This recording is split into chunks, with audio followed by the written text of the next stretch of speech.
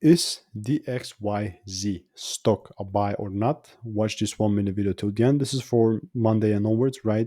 And also in this 1 minute video, I'm giving you my Destiny Tech 100 stock analysis and price predictions.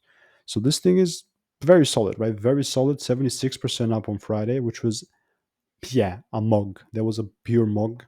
136% up for the week is also like crazy, but nonetheless, I'm still super bullish in the XYZ. But honestly, like the way that I'm approaching it and the way that I would capitalize on this thing, it's just super, like the chances of this happening are just super slim, super, super slim. How's that going to look like? So the price first needs to come inside my demand area and then give me a double break for me to be bullish. Obviously, the chances of this thing just going up without me is far greater than it going happen than it doing this. And that's fine, right? It can go without me. I'm not going to be a part of the move whatsoever, right?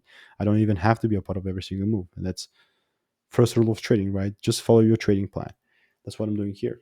For more value and resources, check out the first link in the description.